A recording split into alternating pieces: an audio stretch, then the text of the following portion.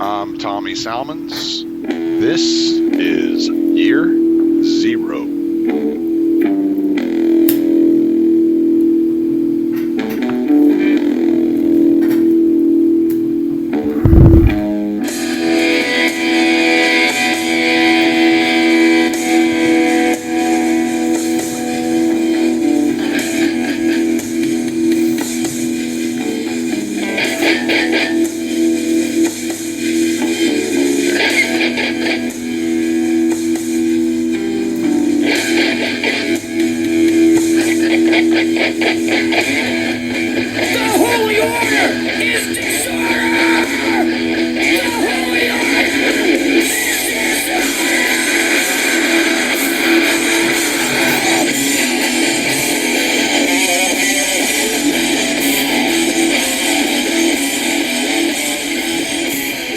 I posted in Year Zero group on Facebook asking what people's opinions are on abortion the other day.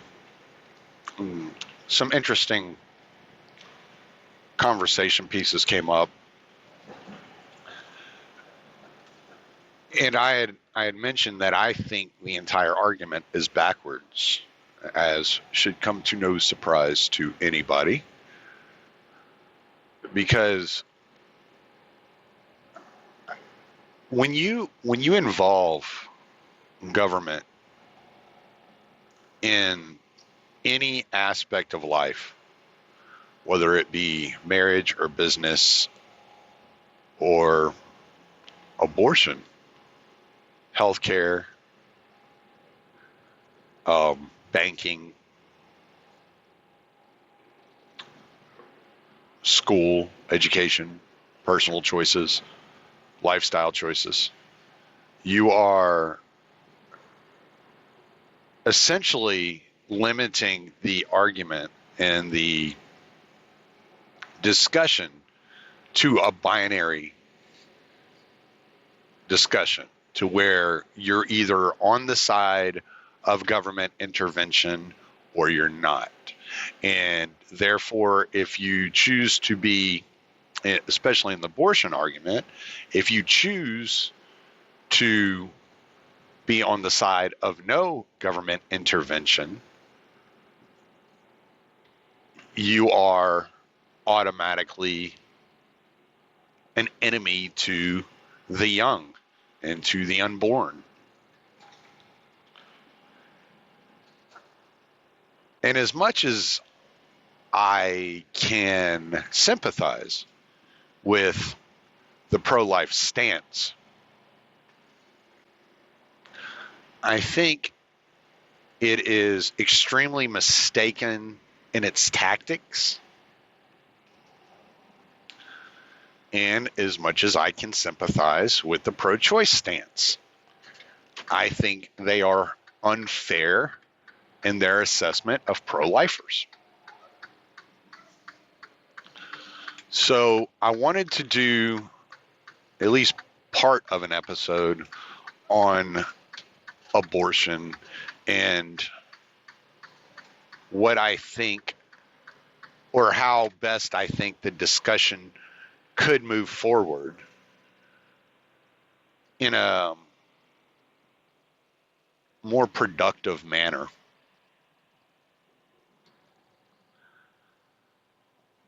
When you trace back the abortion topic, it does indeed trace back to eugenics programs. And there is an element of racism to the founding of clinics like Planned Parenthood in particular. But in modern America, racism has very little part to play in the abortion topic. I believe it's much more of a class division than a race division. And looking at Marxist politics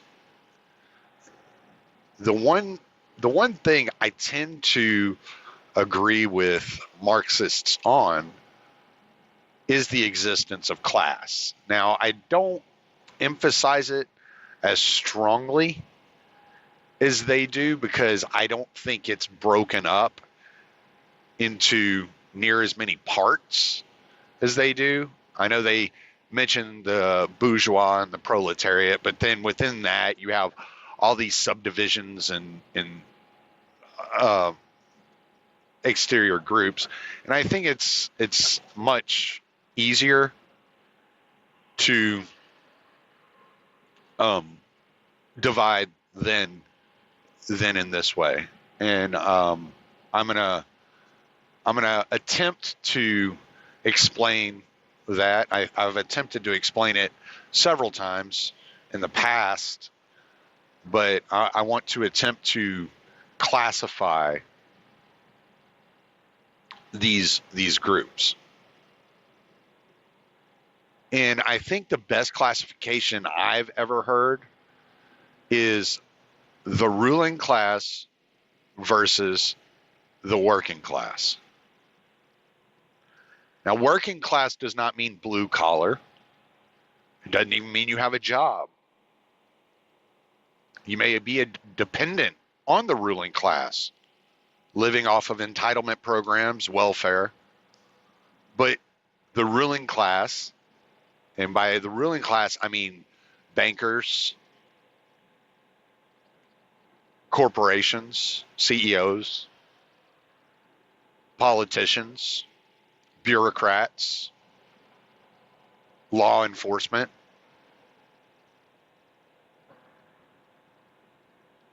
And by the working class, I mean citizens, everybody else. Within the ruling class, you may have class divisions financially. You know, example would be an elementary teacher versus a corporate CEO, but they all fall on the same side of the aisle in essence, in empowering the state and empowering government and in limiting your options, your choices to the chosen narratives that are laid before you. And in the working class, you have anything from small business owners, entrepreneurs, inventors, to welfare moms, illegal immigrants. These are, you're all the same. You're not viewed through the same lens as the ruling class. Those that work for the state, the postal workers, the DMV, the firefighters, the teachers, the police officers, the FBI, the CIA. These are the people that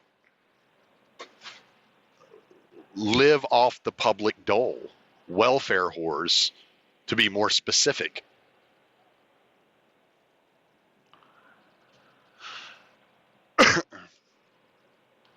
And when you allow the ruling class to involve itself in your daily life on any subject, you lose choice. And freedom, liberty, is all about choice. The more choice you have, the more freedom that you are exercising. You can choose what job you have, what career you go into. You can choose what kind of car you drive, which phone company to use.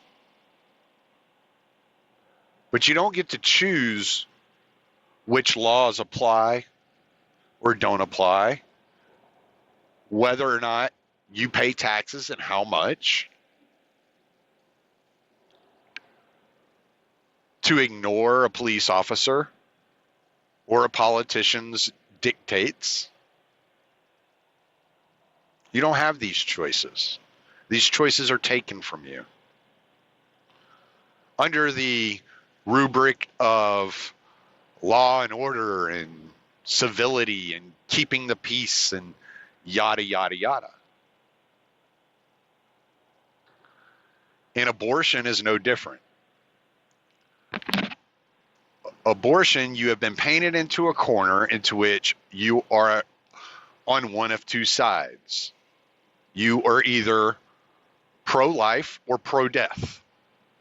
You are either for women's choice or against women. You're not allowed to look at the gray area, find the nuance, and have honest conversations. If you're a man, you're not supposed to have an opinion. If you're a woman, you're supposed to cheer abortion. And that's that. You're not, there's no binary here. I mean, there's no nuance here. It's only a binary. You're either sexist or pro-death. That's it. Those are your choices. You can be one of the two. You're not allowed to fall anywhere else on the spectrum. And I reject that. I reject the categories that we are told we are allowed to fall into. So I wanted to take a little bit of a different approach when looking at abortion.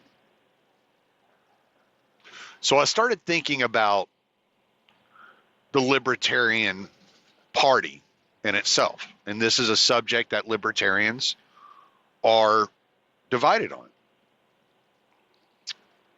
And so I can feasibly look at just that small sample size and the arguments laid forward through the libertarian angle and not worry about whether or not I am pro-death or sexist. I don't have to even consider those two variables in this conversation.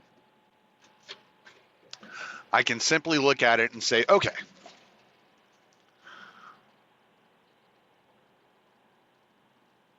libertarians do not want government involved in their health care.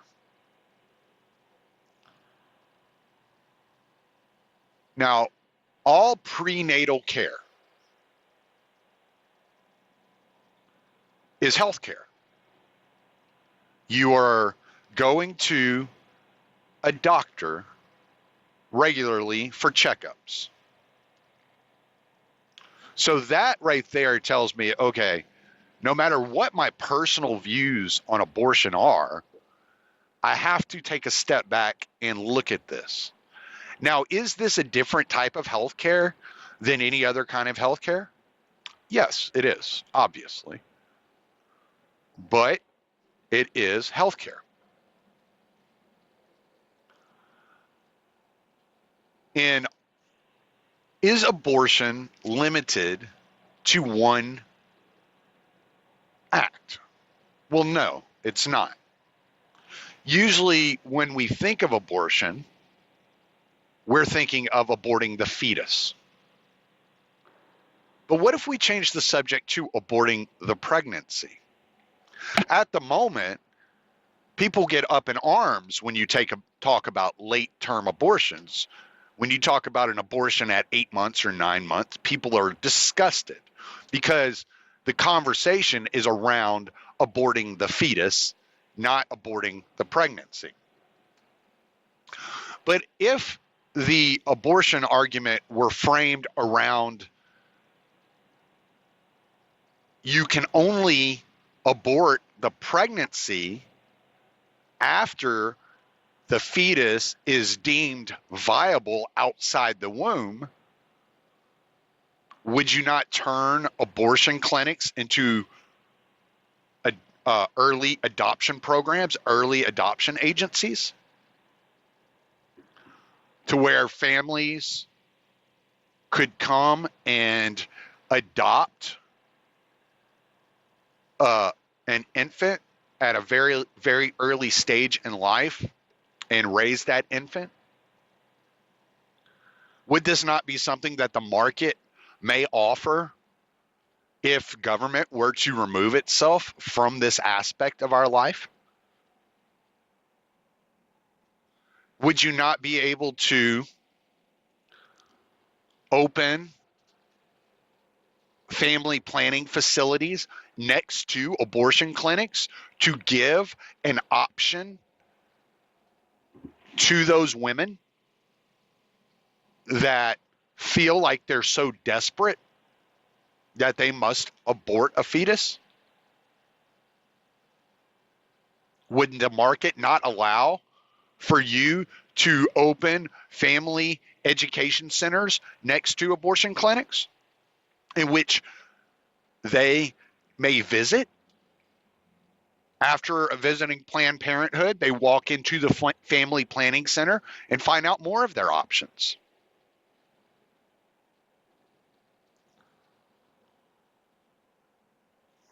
But people don't want to have these conversations because they want to frame it as, well, the government either makes it illegal or legalizes it. Well, no, it's not the government's choice. It's not the government's decision. It's not the government's place. If there is a 16-year-old girl who's a drug addict and tests HIV positive, are we going to call her a murderer for having an abortion?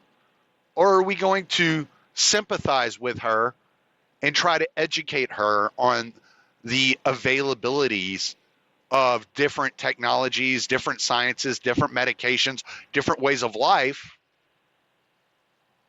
that could assist her moving forward?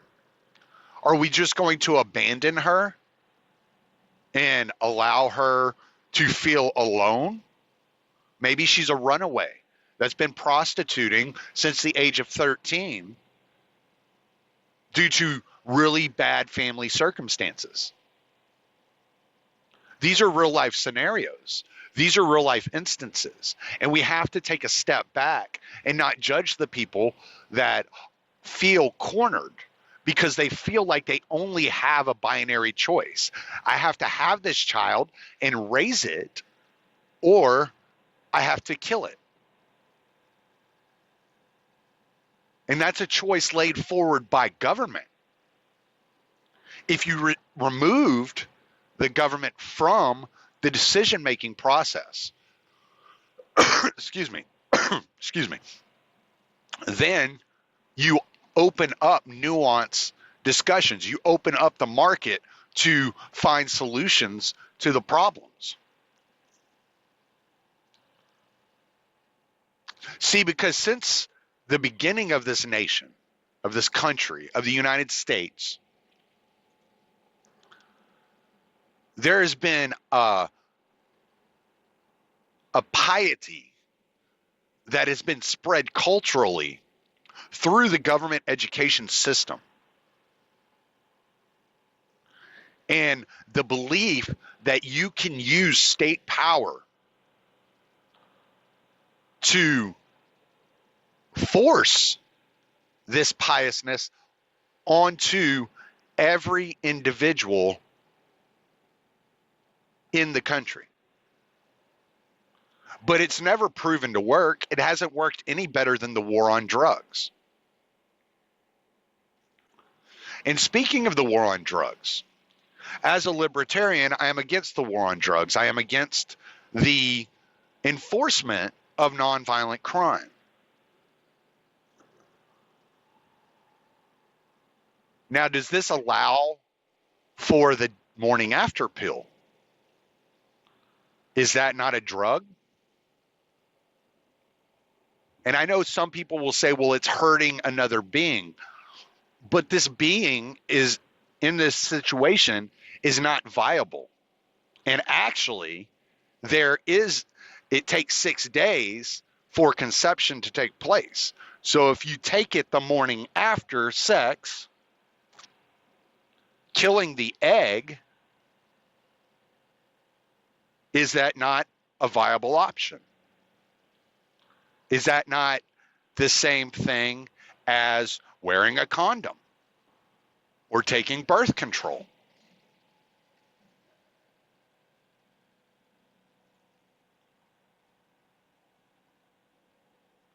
And if somebody were using a spermicide or a contraceptive of some sort and still wound up pregnant, would that not entitle that person to an abortion for contraceptive measures?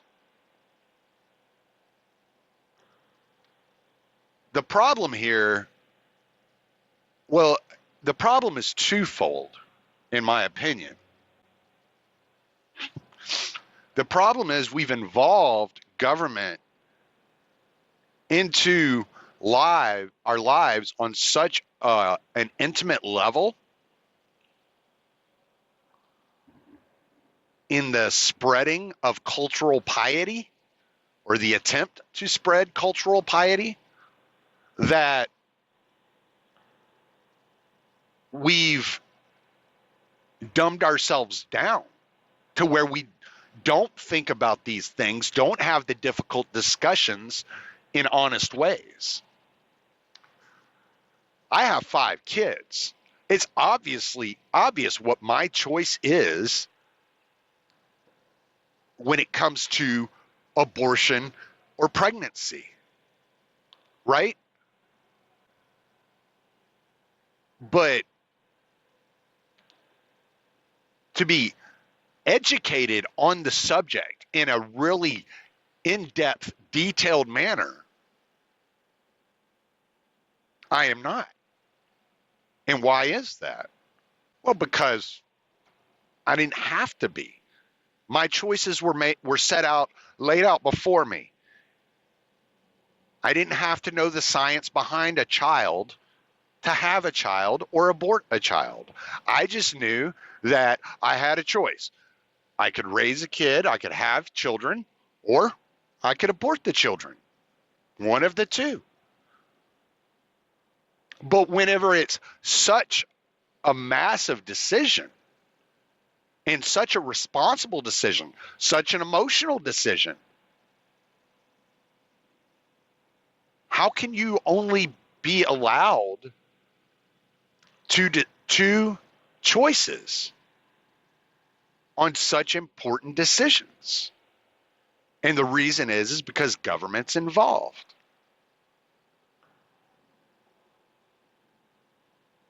If you remove government from the discussion, you create a situation in which the family and the community must be more involved, must be more educated, must be more interested in what's going on in their community. You allow for nonprofit education centers to open up next to abortion clinics. You remove subsidies for abortions and for clinics. And you don't have the concern of government further involving itself in your health care. Because if it can tell you that you are or are not allowed to carry a child to term, despite any kind of health concerns that may take place in the process, then can they not decide when you or your family members are no longer eligible to be cared for? And I know a lot of people don't like the slippery slope argument, but it is in fact what we've experienced just in our lifetimes alone is allowing government to involve itself in our personal lives has led to less liberty, less freedom. They now believe they can police everything within your life because by their belief system, you are incapable of making educated decisions on your own. So when you view the abortion argument and you come at it philosophically and say it's murder, does that translate pragmatically to alleviating what you see as the problem? And in my opinion, the problem exists due to the amount of government allowed to dictate these things. If it was set forth at a state level, a city level, a municipality level, per city block, and amongst a family, would you be as concerned? And would you be able to feel like you can make more of a difference on a regional scale or a local scale than you could at the federal level?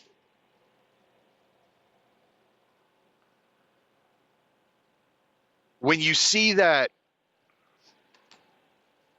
something like 90% of the abortion clinics are set up in impoverished neighborhoods, doesn't it make you wonder if, as middle class or upper class citizens, more time should be spent in those neighborhoods educating, offering options, solutions, rather than just judging and casting these people aside as evil? See, because the abortion argument isn't much different than the drug argument. It's not much different than the marriage argument.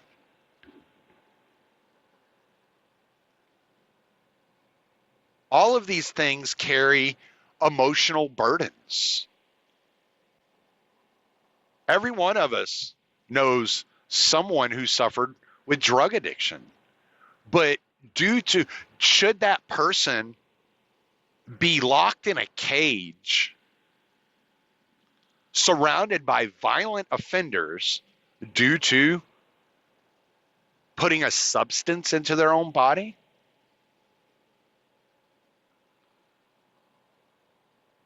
When you see mandatory minimum sentences of 25 years for possession of a substance, yet child molesters get anywhere from 2 to 10, are you really pro-life? Are you really standing up for the innocent, the children?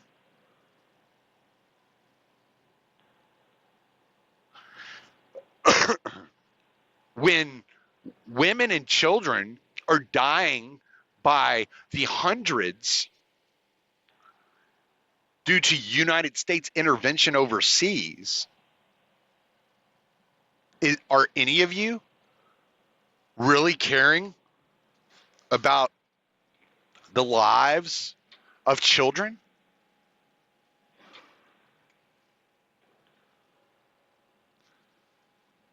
Framing the argument in such a way that it's not about piety and cultural control over others, and more about education and the regeneration of the family unit that has been destroyed either intentionally or as an unintended consequence of government intervention in family life, is probably going to be the most effective way of spreading liberty and celebrating life. And I don't think that it is beneficial for people that have spent 15,000 hours of indoctrinated time in government school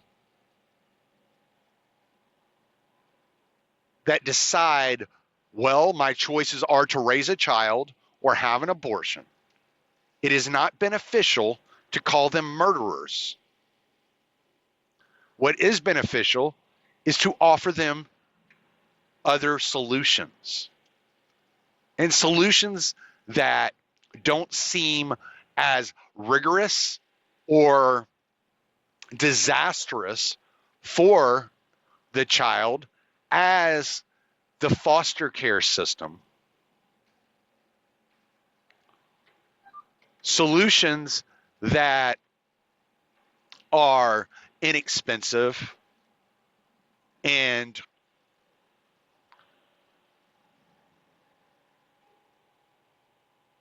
reflect the technological advancements of science and the medical profession. Now, soon I would expect we'll live in a world with artificial wombs, and the quote unquote cluster of cells may be removed and entered into these artificial wombs and plugged into the matrix, and they'll never actually live a real life. They'll be in a computer simulation, and that's that. You'll have these eggs hatching with, 17, 18-year-old fully educated adults coming out and entering the workforce, and there will be no children to watch and to care for, and that will be that. But until we enter that brave new world, I just suggest we think about the tactics, how pragmatic it is to just say abortion is murder, and how best to cure a system, a contagion that has infested all of our lives and has convinced the mass majority of citizens that it is a necessity and only offers binary choices. Just thought I would share that opinion on the abortion topic, on a narrative surrounding abortion. I'm sure none of y'all are surprised that I have a different point of view. But, I'm Tommy Salmons. Late.